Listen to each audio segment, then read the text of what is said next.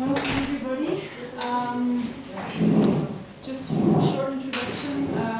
We're very happy that you're here for our fourth other story already, and we've had some very different perspectives in the previous other stories, so we're very happy to also share this perspective with you tonight. And I'm sure that Jesse will tell a very compelling story. So the floor is yours, Jesse. Well, I'll start with. Well, is it necessary to have a mic, or do you think? Can everyone hear? Don't you have a microphone? I have to go and get it. Yeah. So you can start introducing yourself without a microphone. Should I please?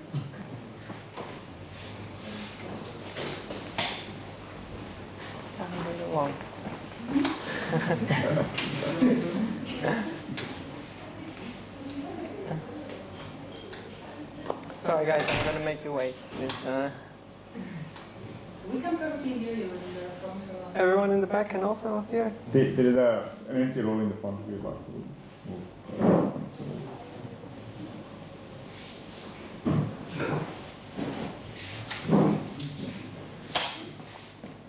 Okay. I think you can start this, Yeah? Okay, so as everyone can hear, my name is Jesse. I was born in South Africa and raised in Portugal. I come from a Catholic background. And so I suppose the best way for me to start this is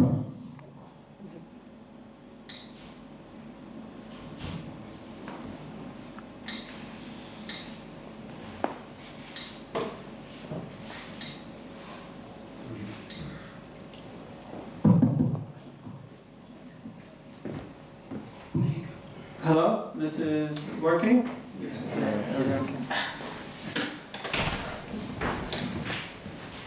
Okay, so I'll start essentially by all praises to Allah, and may blessings be upon the messenger and upon everyone that's present here today. So continuing from where I left off, I come from a Catholic background, and while I was raised as a Catholic, there were certain things that I had problems with, but not all concepts within Catholicism were a problem to me. I can remember more precisely when the month of Mary would start, and we would basically sing these hymns to Mary, and the thing that would strike me is that I would feel I couldn't bring myself to ever say the sentence, the Mother of God. Even as a child, that I really struggled with saying that kind of sentence, even though I was raised in a context where that's perfectly fine. To explain how I came to be in that circumstance as a Catholic, my father is a Catholic, but my mother was a Mormon. For those, do any of you know the Church of Latter-day Saints? Okay, so I'll be a bit blunt about it. It's essentially just a cult that started in the US, but thankfully my mother wasn't that into it, and she put me through, because she wanted me to go through Sunday school so that I would have somewhat of a background through which I could look at the world. So I'd be raised with at least some kind of religious perspective. So that was a problem to me, and the other problem was the concept of the Trinity. But it never became a real big problem until I grew a bit older.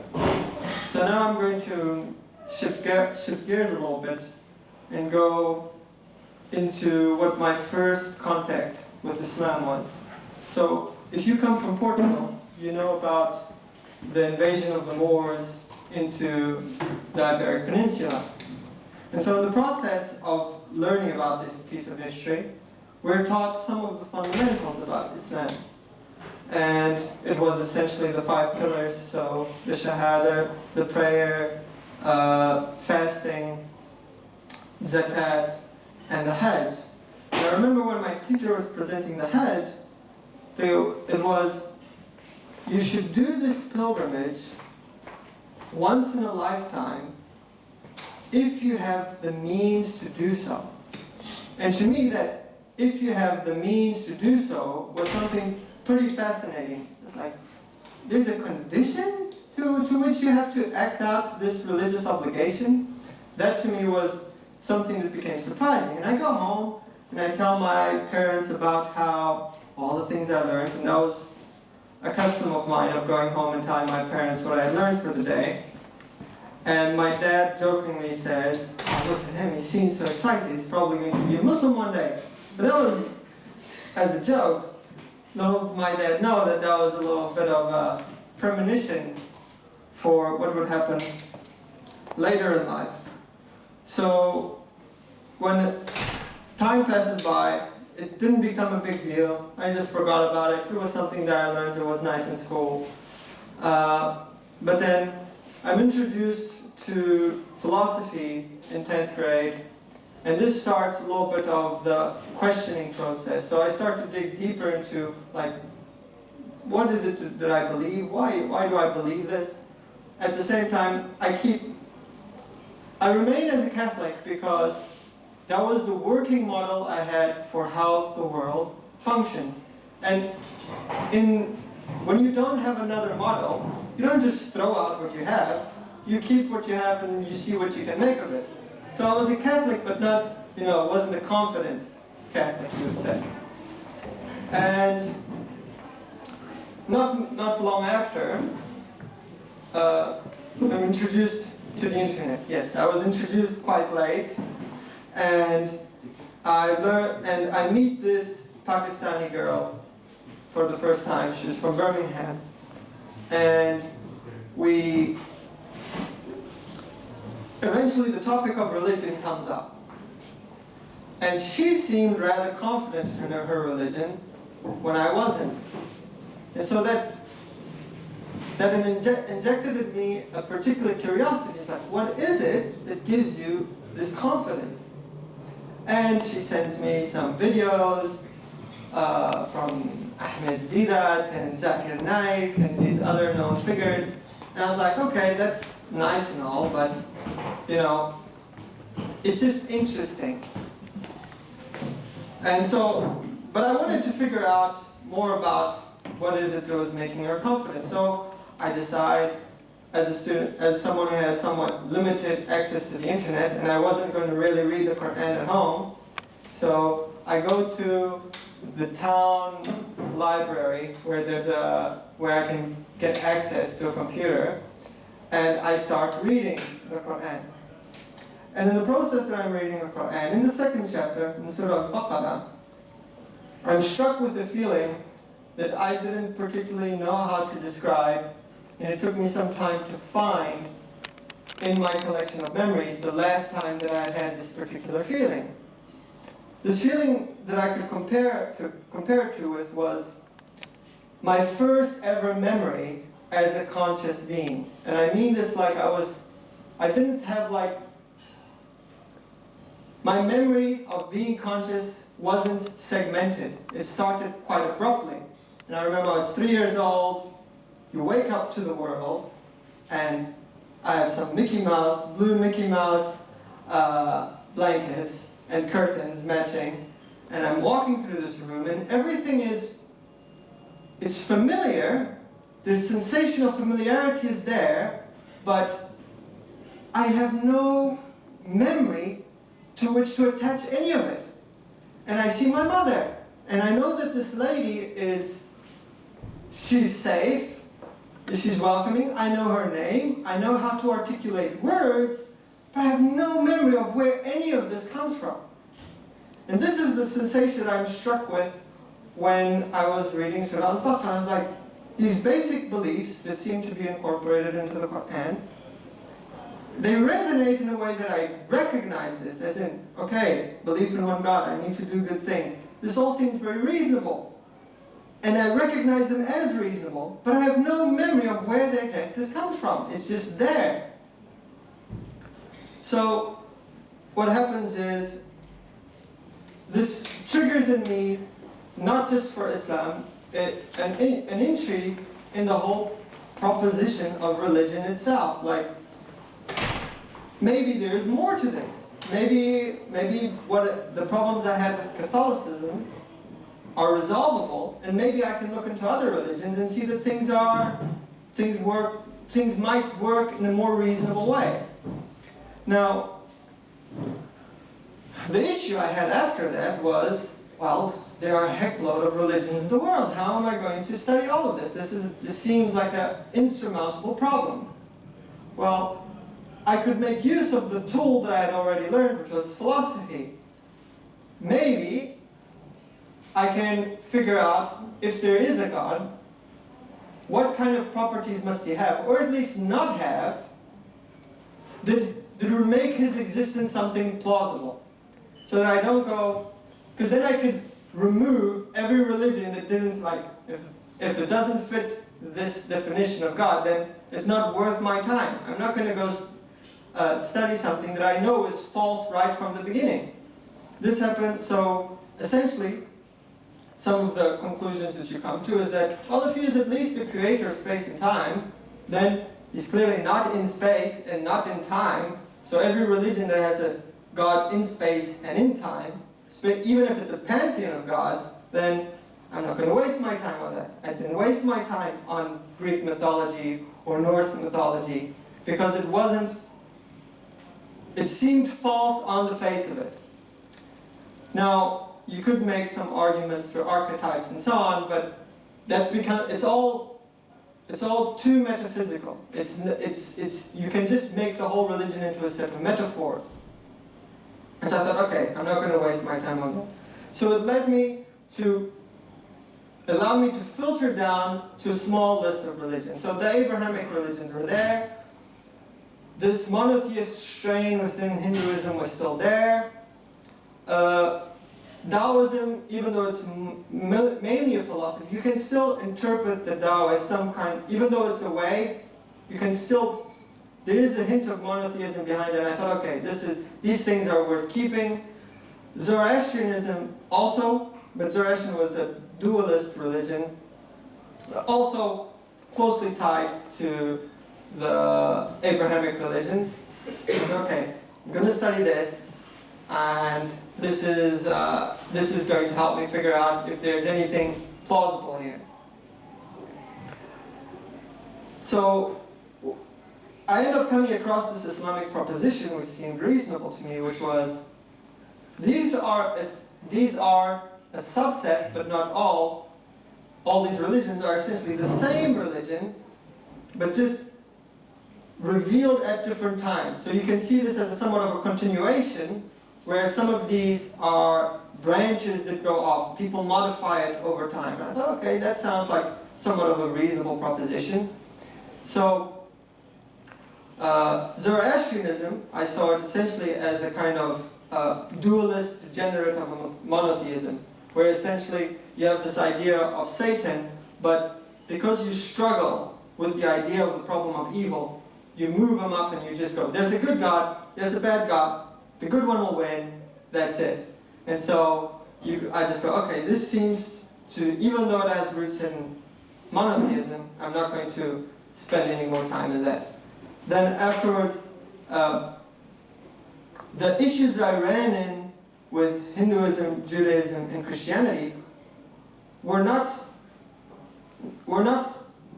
problems that were deep within the religion itself, but it was more about, I can't confirm that the scriptures of these religions are authentic. This is a real problem for me, because then I go, if any Christian has tried to study the Bible, and you've tried to study the history of where it comes from, you know that there's not one version, that there isn't the Bible, and that you know that the authors are not, even the authors that we have for the New Testament, they're actually just, who we think wrote these. So I go, okay, this is problematic. But as a Christian, I think you could still try and make some historical arguments, and at least some of it is true, historically speaking. So I go, okay, I'm going to continue analyzing Islam then. And I keep reading the Quran until I reach Surah Al-Ikhlas, it's a chapter called Sincerity. And in this surah, it basically defines God. And it goes, say He is one, the absolute, the eternal. He's not begotten and He doesn't beget, and there is nothing like unto Him. I thought, wow, this is a really great summary of exactly the kind of God that I thought was reasonable. So, okay, this is exactly what I'm going to spend more time in. And in fact, at this time, I considered myself a Muslim, and I started praying, and so, even though I didn't have full certainty. And so by this time, and I had started fasting. Fasting was a big problem because your parents don't want you to fast. Your friends at school, they make fun of you, they mock you, and everything about you is against this. So maybe to explain what happens essentially at this phase where I decide I'm going to be a Muslim, my parents don't take it very well. My parents are like, there were attacks recently, I don't know if you're going to be okay, you might go and bomb someone. And so they're concerned for me, and they're concerned I understood it. It wasn't like, oh, my parents don't let me make my own decisions. It was like, okay, I get it. But I've really thought this through. I'm going to stand my ground. This doesn't sit well. So my mother at that time even threatens to kick me out of the house, and I was like, I don't like this. I really hope you don't do this. But if you must, then I'm willing to take on that. I'm willing to take on that as a consequence. Part of the reason for that is because I had already read in the Quran. It said, do you think that you will get to say, I believe, and that you will not be tested? So the moment I had read that, I think, okay, there are likely that I'll run into problems here, because I don't just get to get away with it. So, obviously, I tried to reason with my mother, and thank God for motherly love, I don't get kicked out of the house. Now, I also don't get to just leave Catholicism, because I'm an individual, but I'm part of a net, which is the society around me. And so, my grandfather makes me go all the way through confirmation. And I was like, I love my grandparents, he thinks it's a big shame, I'm not going to shame him for this, so I'll go through with it for your sake. And we had to do a test where essentially you get your theology tested.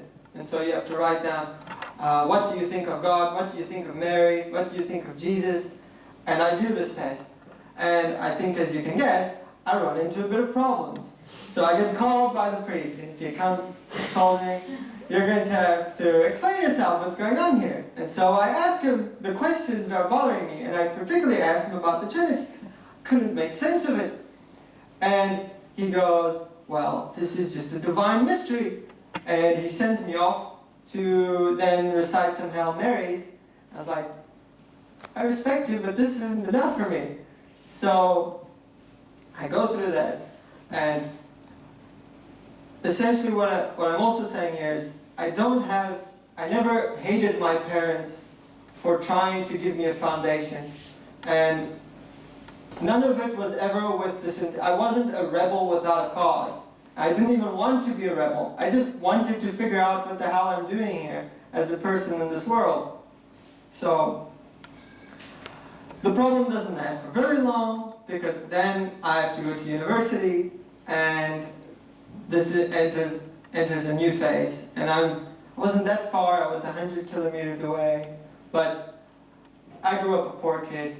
Even 100 kilometers I couldn't travel frequently, so I only went home every once a month or so, once every 2 weeks. And during this time, I meet Sergio, and he's a friend of mine.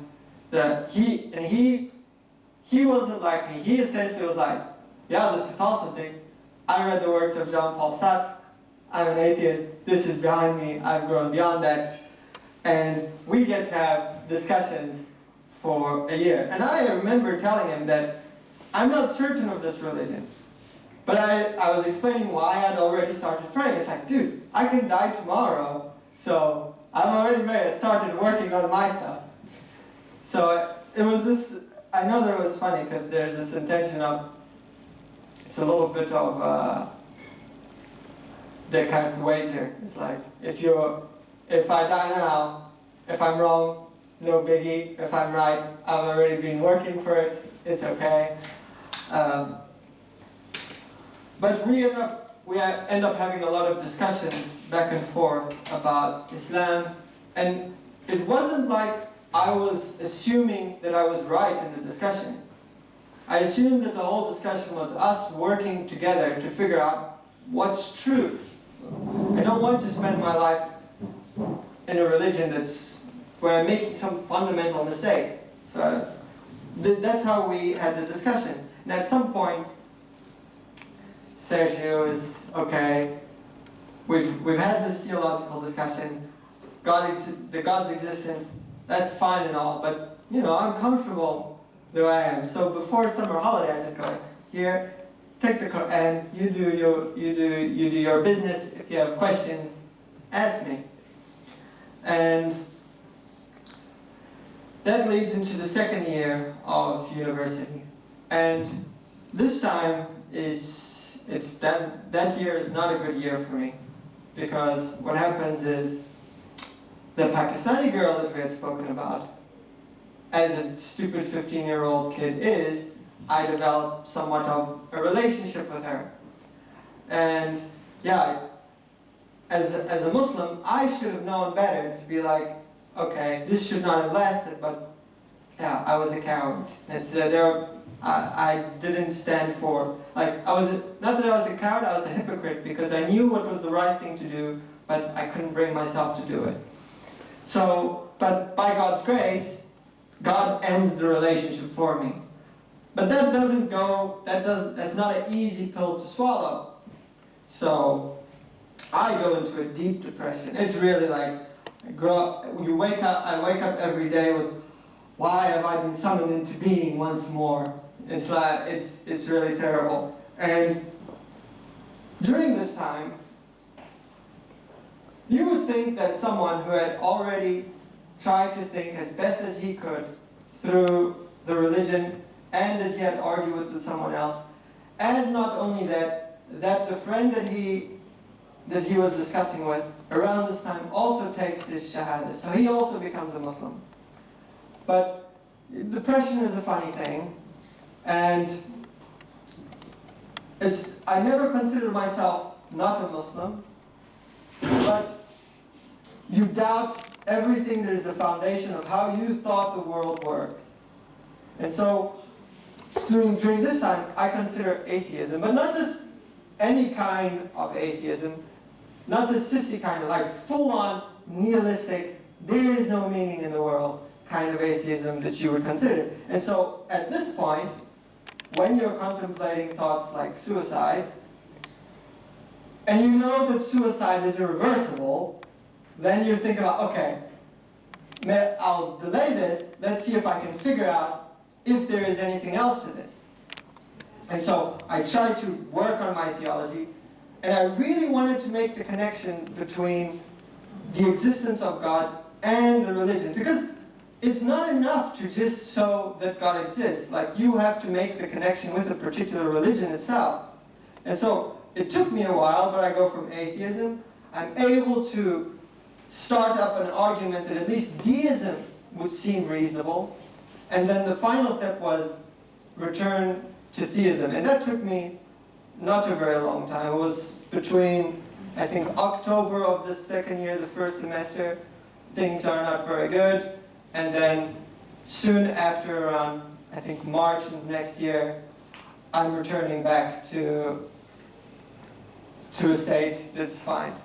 And I refer to that period particularly as like the great shame for me, because it's like, I should have had my stuff in order, but I didn't, and I let emotions get in the way of how I saw things. And Sergio can vouch for me, I think, on this, that when it comes to at least logical arguments, I'm brutal about it. And the person who faces the brutality of that is generally not other people. It's me. I'm just as skeptical of arguments against God as arguments for God.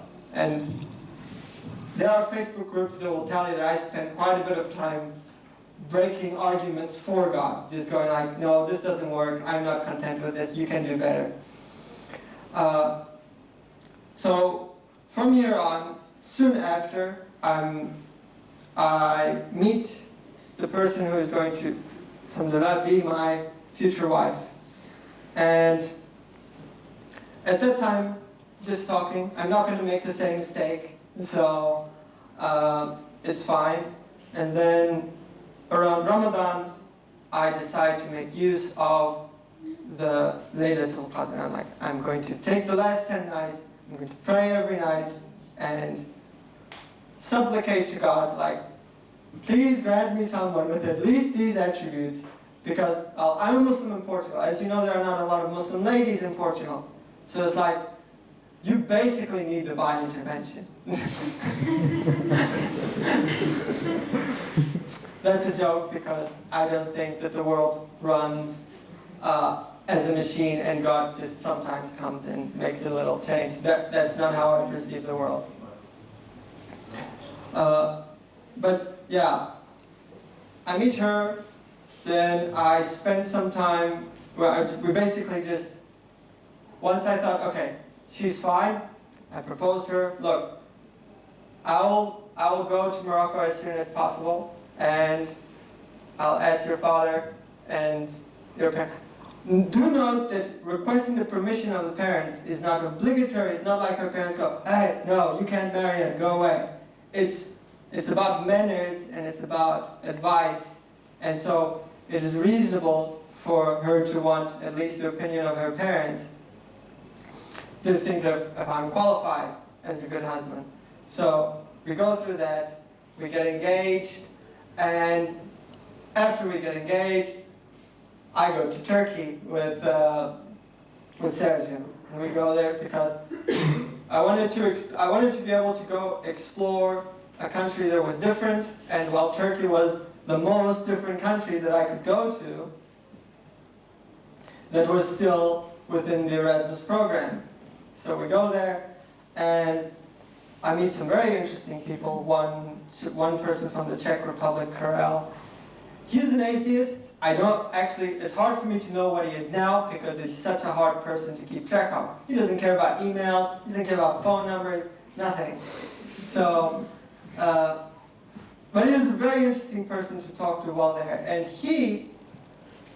what was interesting is that his perspective of my view of religion was that it was too cold, too rational, that there was something missing there. And he actually does, after his thesis, in Sufism. And during this time that I'm in Turkey, Sergio asked me a question that actually takes me months to figure out, which was, he was telling me, if God encompasses everything, is he not then everything? Essentially the question was, is not pantheism true? And intuitively I immediately have this doesn't seem right. But it takes me a few months until I'm in the Netherlands doing my master's thesis for Ericsson. And I'm actually in the shower, just looking at the floor. And I remember looking at the drops and how they fell. And really trying, that's actually part of my personality, is I'm a bit obsessive about problems and I don't like to let them go until they're solved. And so I'm looking at the damn drops in the shower, and and I started thinking about the waves on the surface of the shower. And the wave is not the same thing as the water. And there I am in the shower being some idiot, just looking at this and thinking about it. And then the analogy comes to mind that the reality that we experience is like the wave on the surface of the water. And God is the water itself. So that ended up being my kind of go-to analogy, and that wasn't the end of what it was like for me to think about this. So I spend a lot of time, I keep reading about Islam. Islam, I haven't actually got into the whole part where if you're on the internet and you read about Islam, there's a lot of bad things. Like almost everything is bad. There's a problem with this, there's a problem with that, your prophet's a pedophile, your prophet's this. And why is it that didn't break me at the time? I was thinking, well, the foundation of the religion is so reasonable. And if you read the life of the prophet, it does not seem like this is the man that is being described in what they're saying here. So what that injected in me was a reverse skepticism. I'm not going to be skeptical of the prophet because I already kind of have a general idea about him. I'm going to be skeptical about the claims against him. Similar to how I was when I was a Catholic, I was like, I have a working model, and in the lack of a better model, I'm going to see if this one's salvageable. And we do this in physics as well. Like, we know that there are problems with the current standard model of physics. But we don't just throw it out because there are some issues in unifying some of the forces. We figure out if there's something else, and if we can't, until then we use this model. And so that was the kind of attitude that I took towards my skepticism of claims against Islam. And so that's essentially what happens. I spend time studying all of these, trying to see, is this salvageable, is this reasonable? It's a process that eventually culminates in me feeling, today I'm an extremely comfortable Muslim, so when it comes to the Q&A, you can feel comfortable because there's probably nothing worse, there's nothing you could say that's worse than the worst things I've been told. I think that's probably enough of a description of how I came to be the Muslim that I am today, and I would like to open it to you so that you can ask questions. And so yeah, I'm just going to end it here.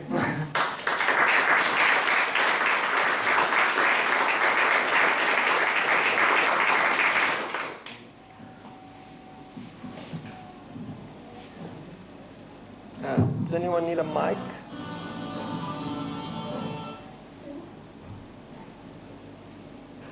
Yeah? So when you were skeptical of Catholicism, Yeah?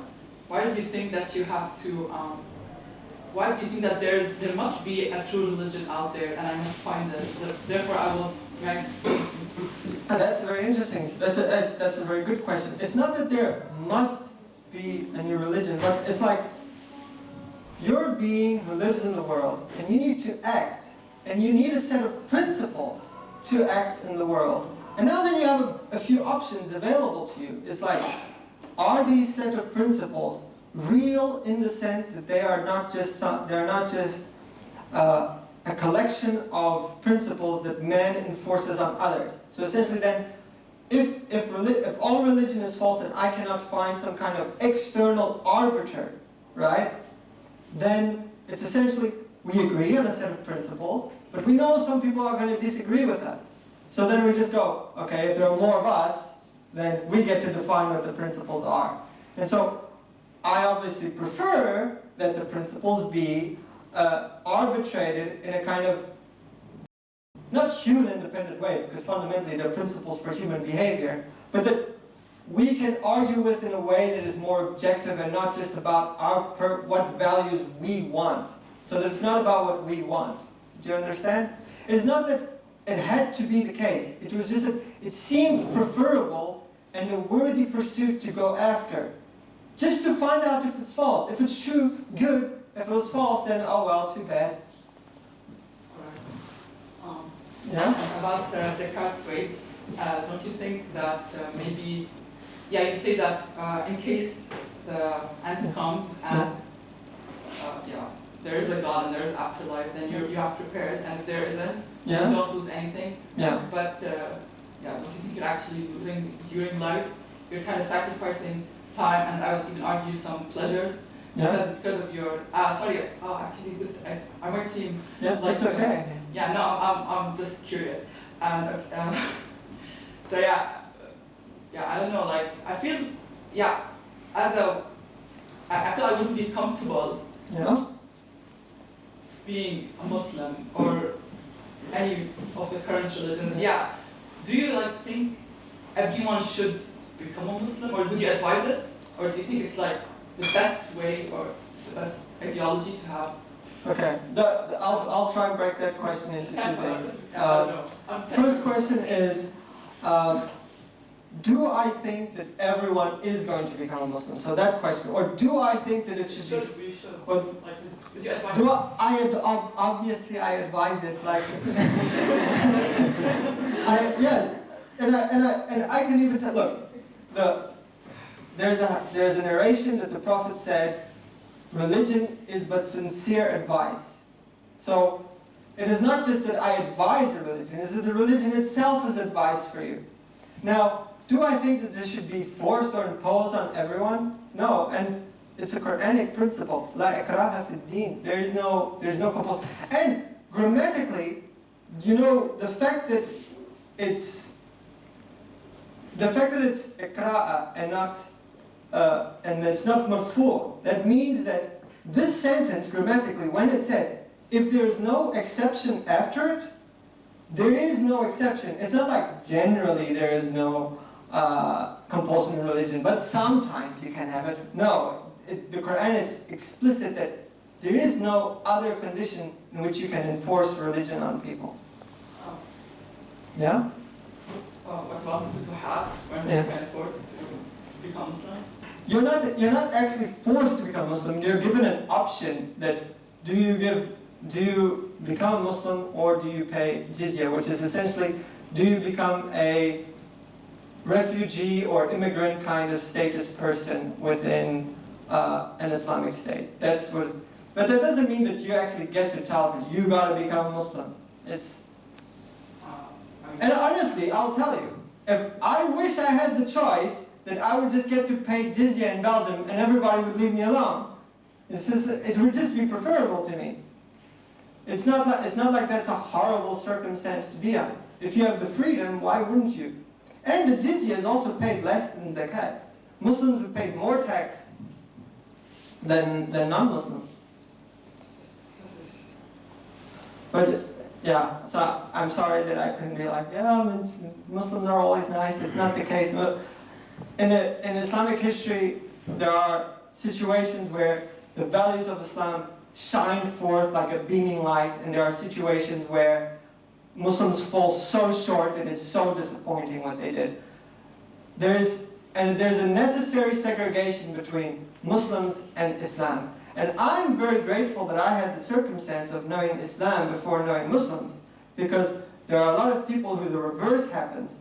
And so Islam and culture becomes so entangled that you can't tell the difference between the two anymore. And then they just go, all the horrible stuff in my culture are horrible stuff about Islam, and therefore everything needs to be thrown out. And there are also, I remember I met some brothers, they're from what's called the Tablighi Jama'ah. These are people who think like, don't go talk to the non-Muslims, we perfect ourselves, and when we're perfect, then non-Muslims will all want to become Muslim. And I was like, that's nice, but if I were to wait for Muslims to become perfect, I'd never become a Muslim.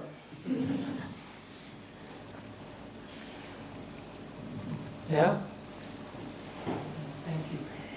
So, based on your experience, if you reflect on it, what makes you happier that you are not a Muslim and then you converted to Islam? Like, what you think is there something that you think, that was a fortune, that was a blessing that some people feel that some of us are born Muslim.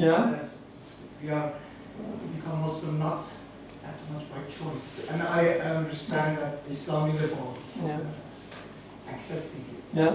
But it became like a habit or like a culture or a thing that Okay, there was. responsible to know. Yeah. I'm sorry that I'll have to break up your answer and then I'll go to it. Don't worry. The first thing I want to say is actually, everything that's happened in my life, I took it as a blessing. Because even that depression, that horrible period of my life, I saw, if that had not happened, I would not have been able to build myself into the person I am today. There would be I would be a weaker version of the person that I am today. So it's like, and I don't necessarily, and there's another thing, I'm sorry I'm going to go on a little bit of a tangent here, but I don't buy the whole proposition that life is about maximizing well-being and minimizing suffering.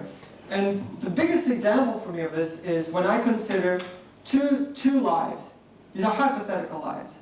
In one life, one person, he suffers, he struggles, he perseveres in a noble cause all the way until he dies.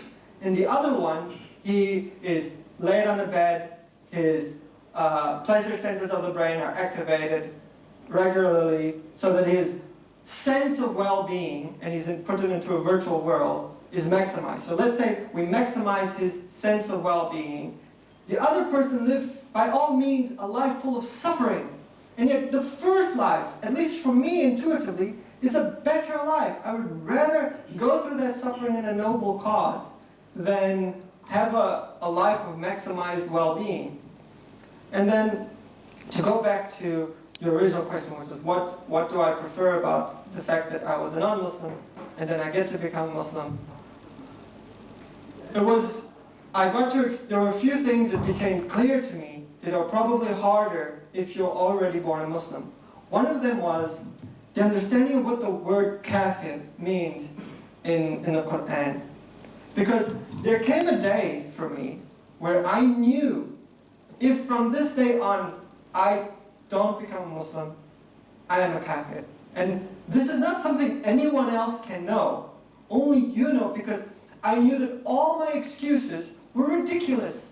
Like, oh, fasting is too hard for me. I'm going to hate waking up early in the morning before sunset to pray. Like, all those things were like, but reasons to not want to take on responsibility. But they're terrible reasons. And so I thought, if I say I'm a non-Muslim from this day on, I'm personally a kafir. And I don't make that judgment for other people. It's a matter of the heart. And then the other thing was that recognition that I told you about in the beginning of like the 3-year-old who is in a room where everything is familiar, but there are no memories of any of it. And that encounter with Islam is something that I don't think that you can really have if you're born as a Muslim, because you're already encompassed it. You have a whole series of memories associated with all of this. And it's really hard to kind of have that kind of shock experience that I would have. That's what I mean. Also, I would like to emphasize that while we're talking about Islam, it's not like, if you see my life, I'm an ex-Catholic, ex-atheist, ex-deist. I don't consider myself experts on any of these, and I don't think that it's reasonable for me to just go, you're all wrong. It's just, this is what I've been able to build, and I would advise for anyone else. It's not like I'm going just like, that anyone who is any part of any of these three is a bad person per se. That's not what I'm saying here. Did that answer? I'm sorry that there was a little bit of yeah? So do you not equate morality with religion? Because in the beginning you were talking about like you were choosing between different... Yeah, religion is... My understanding of religion is not the typical European's understanding of religion. My understanding of religion is from the Arabic word deen. And deen is not just a religion, it is the whole way that it's the idea, it's the whole set of background assumptions that you have through which you filter out the rest of the world. And this essentially sets up your value system, which is the part of the moral system, but it's also what you're going to... For example, the word for city in Arabic is a Medina. Medina, grammatically, is a ism makan wa zaman, which means it is the place and time where the concept is manifest. And so, in the classical Arabic, you can't even have a city without the Arabic concept of a religion, because it's what's going to structure that society.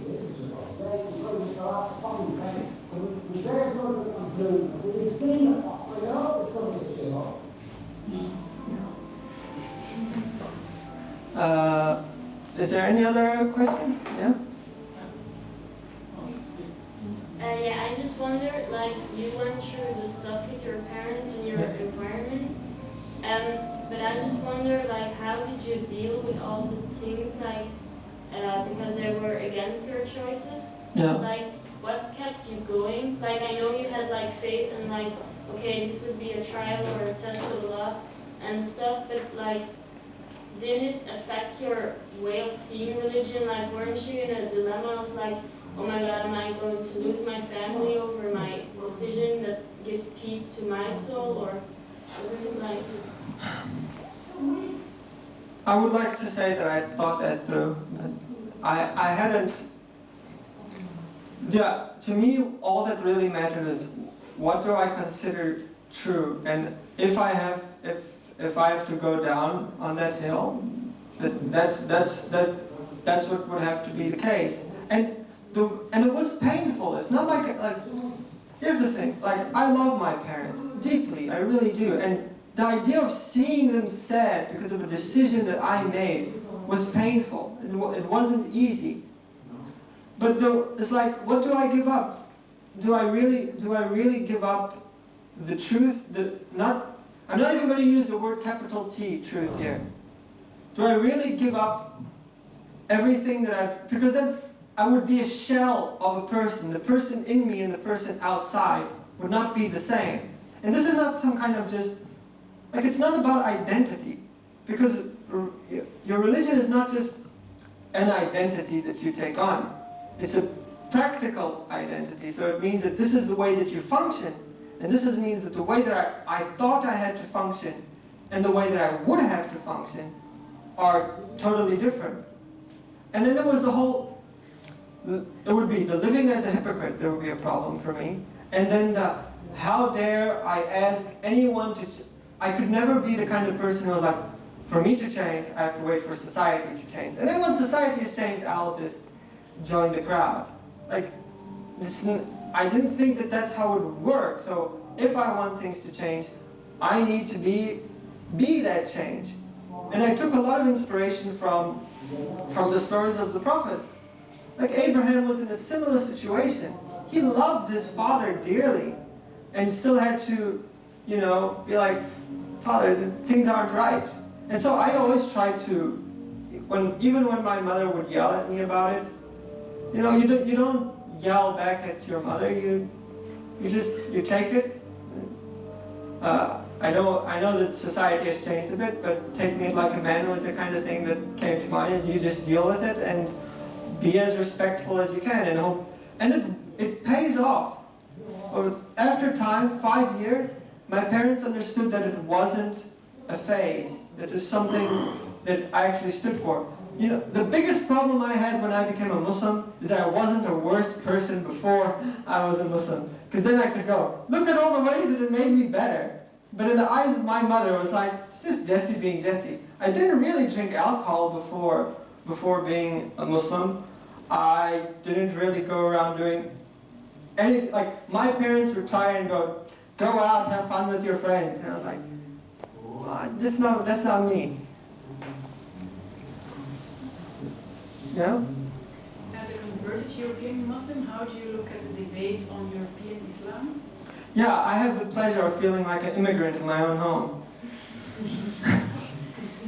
Because this is the thing that really pains me in Europe, is the framing of the discussion as if it's a us versus them, an insiders versus outsider discussion.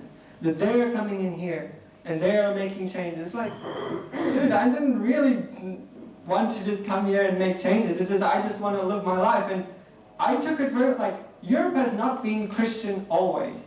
And if they tell me hey, your religion's from the Middle East, dude, Christianity, where did it come from?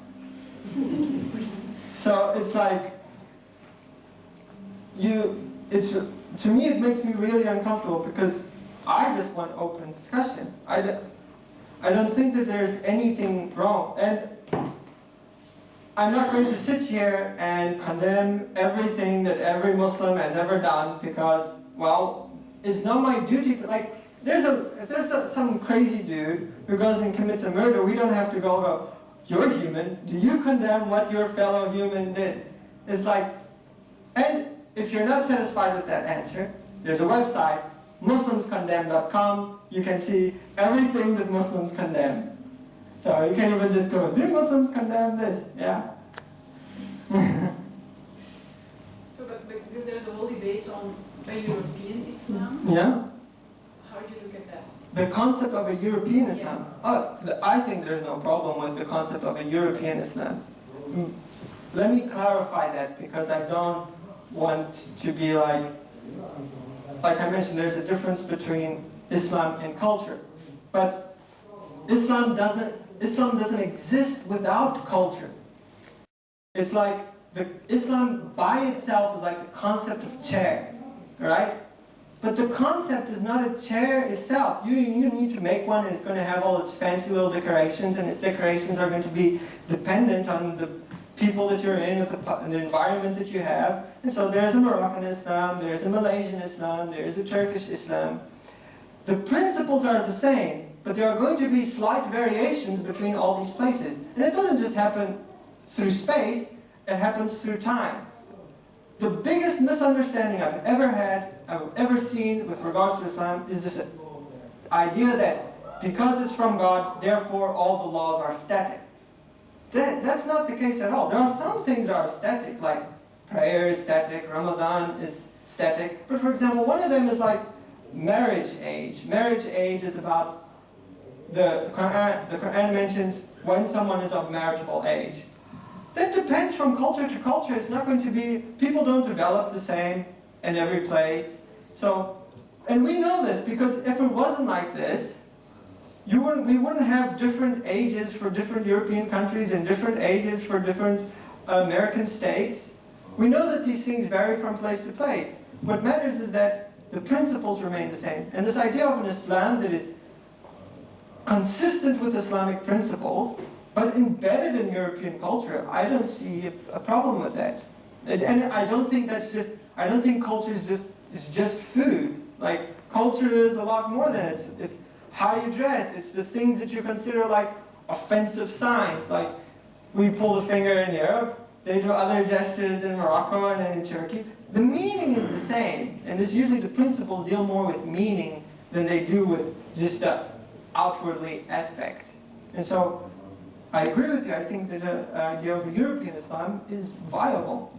My sadness as a European is that there isn't one. And a lot of Muslims, like me, what happens is, to be able to become a Muslim, you have to choose one of the pre-existing cultural Islam. So, you go and maybe you're in a Pakistani mosque or a Moroccan mosque or a Saudi mosque, and then you kind of integrate into that culture.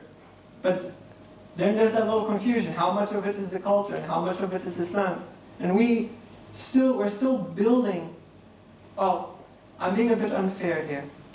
Western Europe is still building this idea of a Western European Islam. Because there is Islam in East Europe, and they have more developed culture. Yeah? You mentioned that there could be a link between culture and religion. Yeah. And that could be a problem. Mm-hmm. How could that be a problem? Yeah? Like, I don't understand, for instance, I'm Catholic, Yeah? and I'm not very actively religious, but I always say it's part of my culture. Yeah? It's my culture. My religion actually is intermingled with my culture. I see no problem in that. What I meant by problem between culture and religion is when cultural aspects override religious principles. And you see this I'll give you a very good example. This is a pain in the behinds of a lot of Muslims, which is the cultural perspectives on marriage. Especially in Pakistan, you need to pay like so much. So many couples break up because the conditions to get married are so hard, the amount of money that you spend is so much that the couple doesn't even last. They're already in debt. And this is an example of religion or culture overriding religious principles, because in the practice of the Prophet, the best weddings were the simplest weddings. It wasn't, you didn't spend that much. But if you go there, people just assume, it's part of the package of marriage. They don't think that it's just a cultural aspect. Do you think because in culture is so intermingled with religion, it's difficult for people that are not from that culture to relate to that religion? Yeah, that can happen. It's one of the issues, I think, for Europeans is that we think of Islam as something foreign. It's like Muslim people, when they think of Muslim, for example, they think of someone Middle Eastern. But most of Muslims are not even in the Middle East.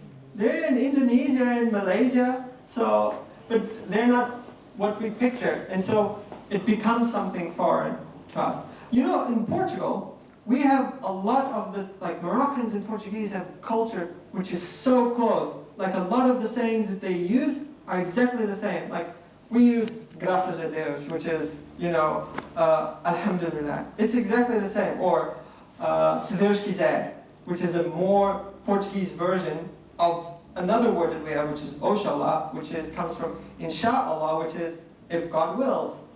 The Portuguese culture, if you were to rewind it 20 years, it's hard to tell a Portuguese from a Moroccan. Yeah? What kind of Islamic principles would you like Europe to adopt? For example, Yeah? from what, in Middle Eastern countries, you have segregated Yeah? Muslim men. Would you support such? I don't think that, you see, the devil is in the details there. I don't know to what degrees things should work here. We need to work these kinds of things out. For example, in Morocco, there's no problem. There are women bus drivers. It's just fine then. But in Saudi Arabia, they just got the right to drive very recently. So it's like, I don't know. This is something we need to build, and I can't say I have the answers, because this usually grows organically over time to figure out what the right way to go about it is. Yeah. So do you think all other religions are wrong and they're gonna lose in the afterlife? Okay, that's a good question. I like that. Sorry, that's a Quranic. Yeah. Sorry, what's the word in English?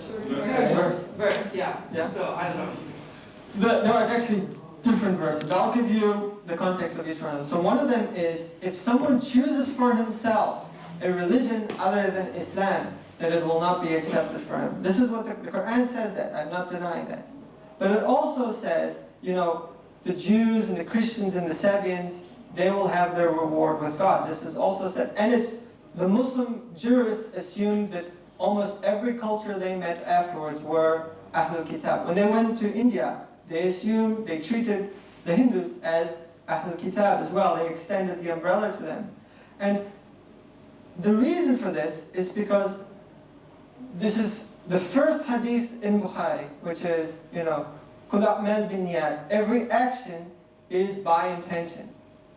Which is, you're only judged for what you intended. This is why I mentioned the word kafir. The Quran, when it mentions the people of hell, it's talking about the kafir. It's talking about what I would have been in that circumstance where I became totally aware of what I was doing. That doesn't, when I think of the time before that, I just thought of I was laughing, just unaware. And I extend that to, I think, most Europeans. I don't think that most Europeans are actively I'm against Islam, I hate Islam, and it's just they don't even think about it in their day-to-day life. They just want to go, have their studies, get their career done. It's just something that might just go. And then for a person like this, who the only thing that he hears about Islam is, Islam is a religion where people blow themselves up, and they hate their wives and beat them. And if this is the picture that you have of Islam, imagine that just hypothetically, because obviously I haven't been in the hereafter. I'm here with you guys. But imagine the scenario where you're asked, why didn't you follow Islam? Well, I heard about it, but it just heard terrible things. You know? So I don't think I don't think so, and not just I don't think so. The classical scholars don't think that everyone who is a non-Muslim necessarily goes to hell. Yeah? When you first converted to Islam, Yeah. then it was a new phase where you wanted to gain more knowledge, Yeah. I suppose. And then how do you decide that which is the right source of knowledge? Like how do you validate that what you're learning is actually true? Yeah? So how do you judge? For me it was essentially two things. There was, and I mention this because I never wanted the religion to be about what I want. This wasn't about what I want.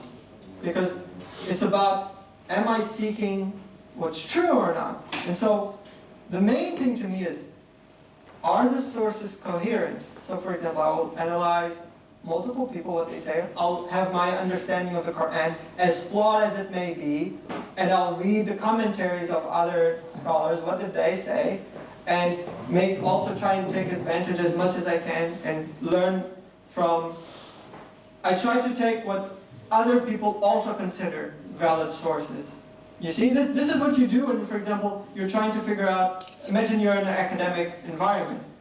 You want to know what are valid papers. You go to well-established journals, because you know these are relatively trustworthy sources. But not every paper in a trustworthy source is true. So you still need to do the work. And I basically approached it as an academic endeavor. And I was lucky to start it so young, because when I reached university, it was the first time I was told that, how dare you even try to solve this problem? This has never been solved, and how could you ever think that you could try and figure out what's true or not? Had I probably been told it was an impossible endeavor since a little child, maybe I would have given up sooner, but alhamdulillah, I started early before anyone could tell me it was impossible.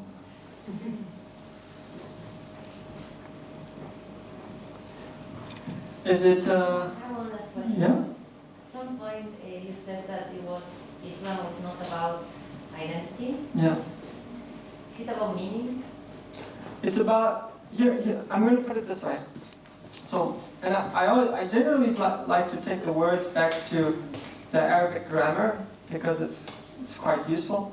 A Muslim is called ism fa'il, which is a doer's noun, which is essentially a doer of Islam.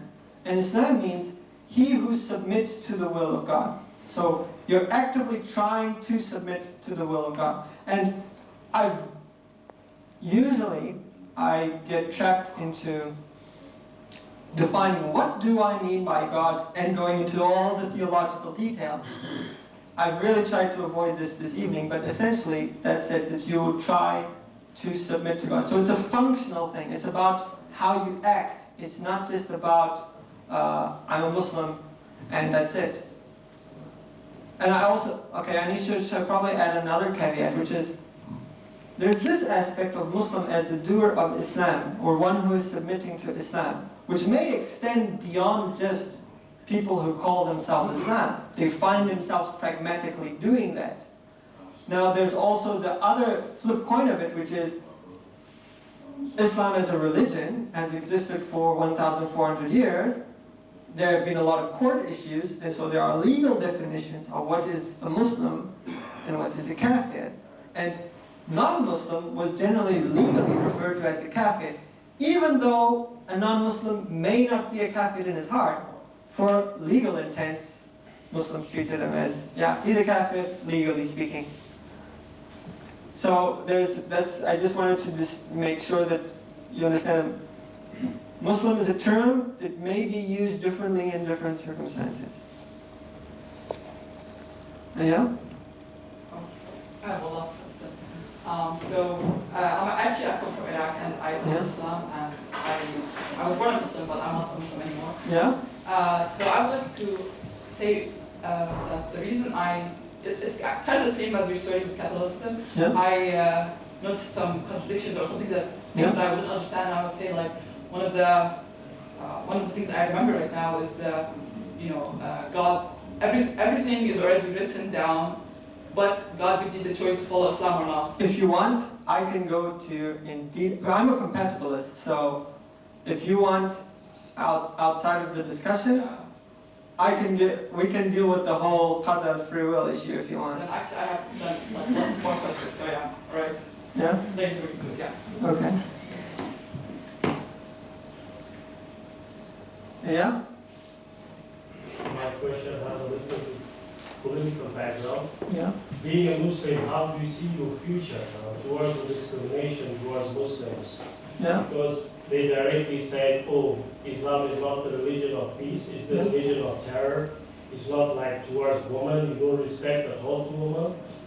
Like, they also judge based on your look, on your appearance, how you look like. For example, if I have a beard and I go to the airport or any institution, and they see my name because in my name there is the word Muhammad. Yeah. They even don't behave in a way that I should treat it. They call me indirectly, you are extremist or whatever. They just do provocation. And when they provoke you and react to that, then they use that against you. I can give you example. In 2003, I came to Belgium as a migrant. Yeah. I came for 6 months to international office of KUL. They did not give me admission because they were asking me who, like, encouraged you to come and study at KUL, what is your background, whatever. I'm originally from Afghanistan, and they were asking me questions which are not even relevant to my academic skills. For example, well, what do you think, who did 9/11? What do you think, when Osama bin Laden? Even then I was admitted, girls were making fun of me. Mr. Muhammad, are you virgin? Just provocation. What I did, always to keep quiet, because that's what I learned from Islam. Finally, I took a decision to move to England, where I finished my studies and I came back. Coming back to Belgium again, I worked for 6 and 7 years for migration department of Belgium, where people come and they apply for asylum, and I worked for 5 countries that I speak their languages. There, what I was saying, completely right, because nobody can know better about Afghanistan than I do. Yeah. Because I was born there, I was raised there. Yeah. Everything that I was saying, it was cancelled. Just because of this, I'm Muslim. But they were not saying this to me. 1 or 2 persons who were very close to me, they were saying that information. So being a Muslim now, you are converted, how do you cope with this situation? Which method do you use? Because our skills or our experiences are old. Do we have any new information or new tactics? Okay. And how do we cope with that? That's very tough to swallow all in one go, but I'll try. Look, I'll be totally honest. You see, like, I'm a white dude. I get away with a lot of things, and one of the reasons why I kind of wanted this discussion is because I've been able to talk about these things and be able to, like, for example, look, if you try to talk about Islam, that you know the kind of reactions that you get. When I talk about Islam, it's exotic, it's this, it's that, it's like, it's really, it's ridiculous, and I understand it. Of course, I have Portuguese brothers who, they get inspected at the airport just because they look Moroccan, and I just get a free pass because I look white. So, I understand that it's a problem. Now, I'm also, because I know that I have this kind of privilege, and I'm not going to deny that I do, it's systematic. I'm always vocal about being a Muslim. I'm at where everyone in the world knows I'm a Muslim, because I just make it evident that I leave the office to go pray. Where are you going? I'm going to pray. This is what I do because I'm a Muslim. And by doing that, I hope that in my process of normalizing these things, that I can ease the burden of brothers like you, even just a little bit. I know it's almost nothing, but it's the best that I can do. And the other part is, yes, I agree with you that just be patient. Allah makes things,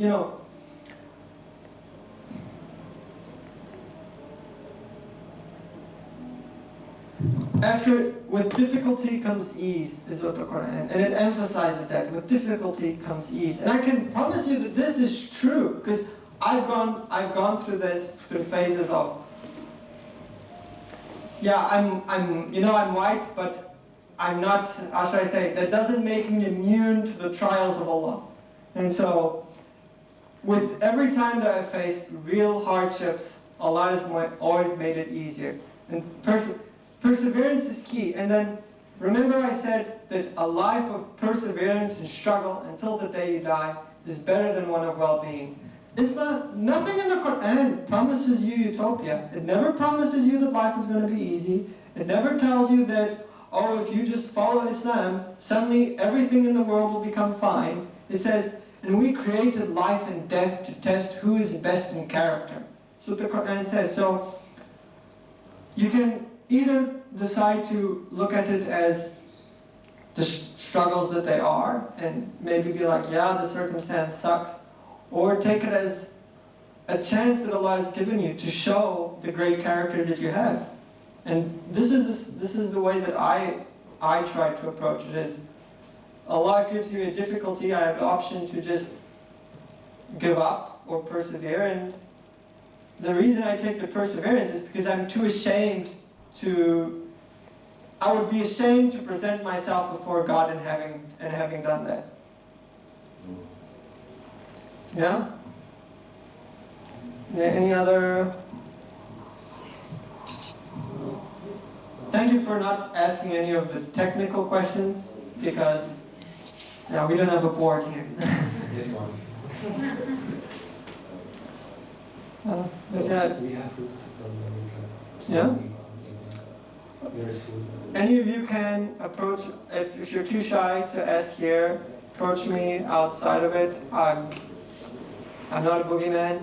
Everything's fine. You're going to be safe. I don't bite.